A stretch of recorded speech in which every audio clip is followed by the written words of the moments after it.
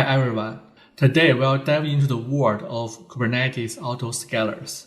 We'll go through 4 key players: horizontal Pod Autoscaler, vertical Pod Autoscaler, cluster Autoscaler, and Karpenter. Each of these helps manage your resource effectively in Kubernetes cluster. Let's start. Hello everyone, welcome back to my channel. My name is Lian Duan, and I have a developer for over 20 years, specializing in DevOps and cloud security. You can find all video-related content in my GitLab repository. Now let's start by looking at Kubernetes Autoscaler concept. A Kubernetes Autoscaler is like a smart helper for your pods. Imagine you have a bunch of pods running, but sometimes they need more pods to do their tasks quickly. That's where the Autoscaler comes in.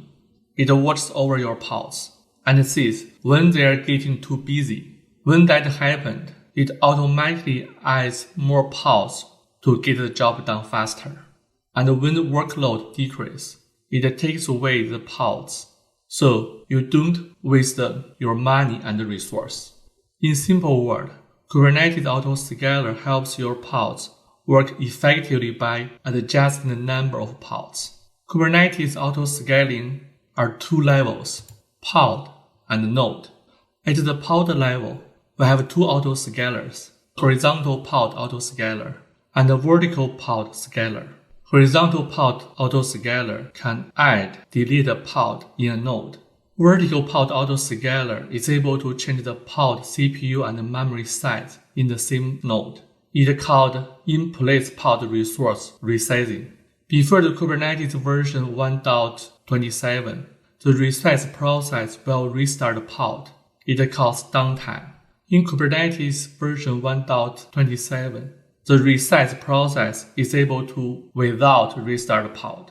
I do not suggest use vertical Pod Autoscaler in production environment. The Kubernetes version 1.27 is released on 2023. It needs time to watch it. Another reason, the vertical Pod Autoscaler is for stateful side pods. If we have to use the stateful side pod, why do not use the cloud provider service? Move to node level. We find the cluster Autoscaler and the Karpenter. They operate on the high level, overseeing the node themselves.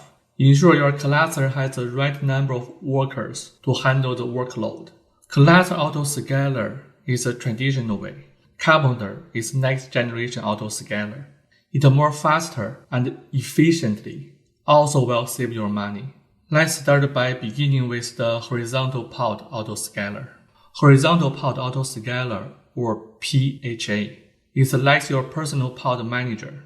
It automatically adjusts the number of pods based on how busy they are. If your pods are getting too much traffic, horizontal Pod Autoscaler step in to balancing the things out.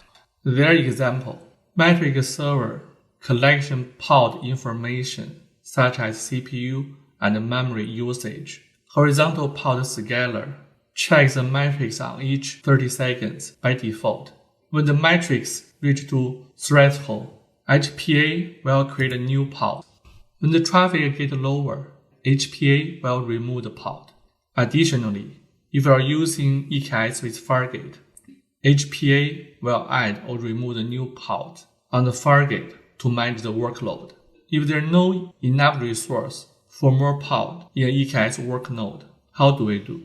In node level, cluster Autoscaler deal with the outlying infrastructure. Ensure the Kubernetes cluster has the right number of resources.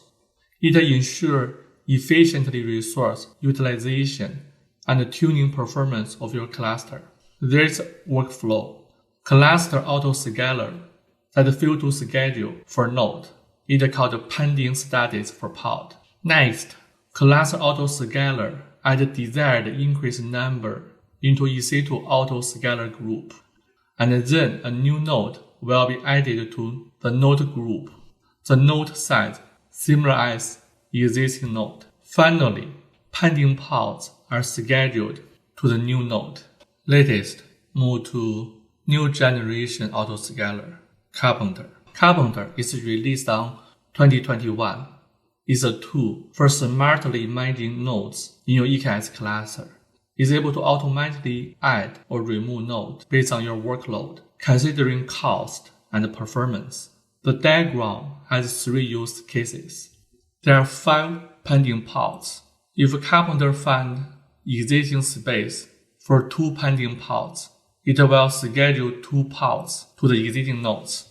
In case B, if Karpenter cannot find any space for the remaining 3 pending pods, Karpenter will create a new node and then schedule the 3 pods to the new node. In case C, it shows how Karpenter save your cost. When the Karpenter calculate move all pods to a bigger node can save your cost, Karpenter will automatically create a new big node and deploy all the existing pods to the new node without any downtime. You see the word just-in-time capacity. Karpenter create a node faster than the traditional cluster autoscaler because Karpenter calls Fleet API to create EC2 instance that more quickly than cluster autoscaler use manage node group and autoscaler group to create EC2 box. That's all for today's video. We go through 4 autoscalers: vertical autoscaler, horizontal pod autoscaler, cluster autoscaler, and Karpenter. If you have any questions, leave them below. I'll try to help you out. Thank you for watching and see you the next time.